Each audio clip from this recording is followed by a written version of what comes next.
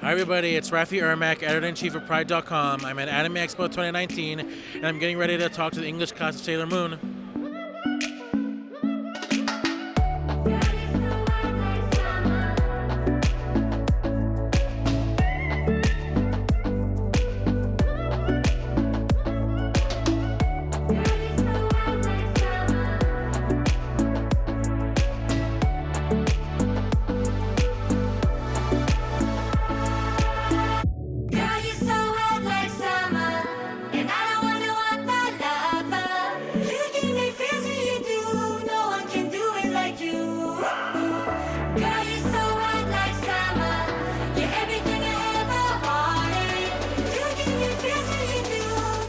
My name is Melissa Hutchison, and I do the voice of Seiya / Sailor Starfighter. Hi, I'm Sandy Fox, and I'm the voice of Chibiusa and Black Lady. I'm Amanda C. Miller, and I'm the voice of Sailor Jupiter. I'm Sarah Williams, and I voice Yaten / Sailor Star Healer. I'm Erica Harlicker, and I voice Taiki or Sailor Star Maker. Can you each give me your best Sailor Moon impression? I'm so excited for Mamo to come over, and then we can eat food together, and then do all these things, and I'm only 14 years old, but it's okay that I'm already pledged for life to this man that I don't really know very well who's in college. The Japanese is still burned into my mind, I I don't think I said it right, so I apologize if I just mangled that. I might have just said, go eat toads for all I know. I don't know. Sailor Star Power Make Up! Yeah. Prison power. Whatever. I don't know. Chibiusa, my cookies are better than your cookies. Mamoru loves my cookies. Moon Gorgeous Meditation! I guess I can just do the awkward moments where, no, Seiya, no, that's not what no, you're not gonna, Many LGBTQ anime fans have a very, very, very special place in their hearts for Sailor Moon. It's like she's a gay icon. And so what's it like being a part of a project that has touched so many people, especially those who finally, they felt finally seen, in media? I've already communicated with fans online, them telling me stories of how the show helped them either come out or be comfortable in their sexuality, or just as, being able to be themselves. And this Sailor Moon universe was this catalyst for that freedom to feel that way, and there's been many people who've reached out to me and have shared their stories, and it's whoa, it's very that's amazing. I'm just so excited that Viz decided to keep the story intact and not cut out the parts of the relationship of Sailor Uranus and Neptune.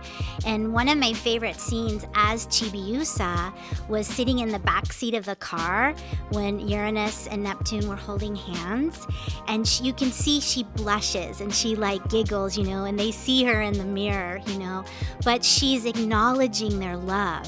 And I think if the world can see that love is love and acknowledging that, we're all just human, you know what I mean? And that this is a normal relationship.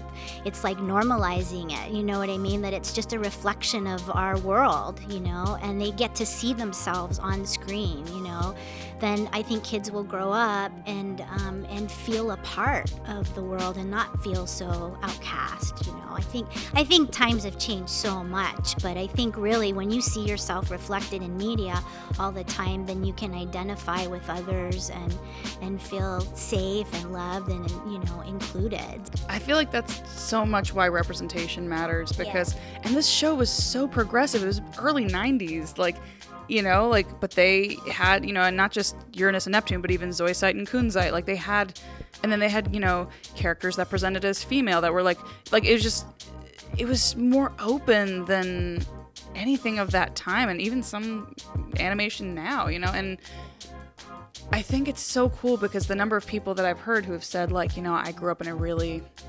strict, religious environment or whatever, where nobody they knew was gay. So they didn't even know that. They knew something inside of them. They were like, I don't feel like I belong here. And then they saw that show and they're like, oh my gosh, representation can show you like what's possible in the world, especially if you don't see it modeled for you. Any sort of media done well can open up a child's world or an adult's world, and I just think culture, so this show, I'm like proud to be a part of something that helped so many people find themselves or start the path to finding who they really were. I mean, it was that sense that I didn't quite know the impact of it, even though, again, I grew up on it, but it was also that sense of, like, how normalized everything became for me. Like, nobody in the show batted an eye that Zoisite and Kunzite were together. Like, granted, you remember, I grew up on the Deke dub, so my mouth kind of went, well, when I realized that, wait, Zoisite's a guy? Oh my god, it makes so much sense. She totally, there's no chest. Just totally flat-chested. Of course, how did I not see it? But, like, nobody in the show batted an eye that they were together. It was just, and for the most part, besides the general, it's like, again, that confusion of, oh wait, Haruka's a girl, but no one really batted an eye with her and Michiru. It was just all the inner sensei were just like, oh my god, they're so cool. And they're just so perfect, aren't they? They're just so perfect together, aren't they, And just that continuing thing of like, yeah, with Fisheye, nobody really batted an eye. It's like, yeah, you like to dress up pretty. You like to be that way, but no one mocked him for it. It was because he was a villain that he got slack, not because of the way he acted. It was just all very accepted. It was like it was your actions that they would judge, not the way you presented yourself as a person. I was just gonna say, I think the Starlights are so cool because like they present as men when they're in their like Earthling form, and then they present as women when they're in their Starlight form, and like nobody meant like it's not a huge deal. That's who they are, and everybody likes them, and they're like, okay. I mean, some of the Guardians are like, stay out of our way, blah blah blah. But that's just like they're people. Everybody's just who they are, and it's so cool. I love the show, and being a part of the show is so amazing. So, what do you hope this new generation of fans will take from it, especially those who are discovering the show for the first time because of this new Viz dub? I just think there's a legacy Sailor Moon is leaving the world. Like, it's kind of like it's always gonna be there. Like, they'll share it with their kids, and the fans have been waiting for this fifth season to be, they've been waiting. When are you gonna dub that?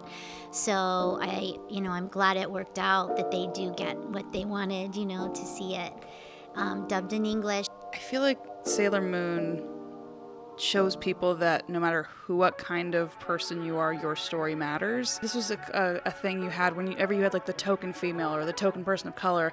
That person had to represent every single person in that group. Whereas when you have a show that's like so many women, you're able to have every person be nuanced. Mm-hmm. Every character, like when you grew up watching the show, everybody identified with somebody different, and it just shows Sailor Moon is about stories of all these different people and how they all are valid, they all matter, and I think that's very much kind of where we are now as a society, is trying to move towards inclusivity and being like, okay, we've told all these other stories for so long, but what about this person's story and this person's story? And I think Sailor Moon kind of puts it out on like a sampler platter, like, you get to walk in all these different people's shoes. I'd like to have like old and new fans, just especially new fans who can be like I was when I was that little girl in second grade running home to watch and just utterly enthralled and not understanding why I was, but like there's something so special about this. I would want new fans to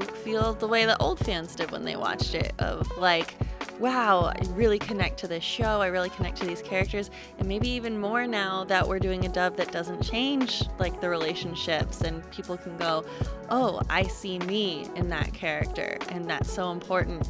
And maybe there's like a gender fluid kid out there who watches the 5th season and the Starlights are there, and they can see themselves in the Starlights, and I feel like that's what makes this show so special, and that's why it's one that's going to last so long. So I hope that they have those same feelings that people watching it way back then did.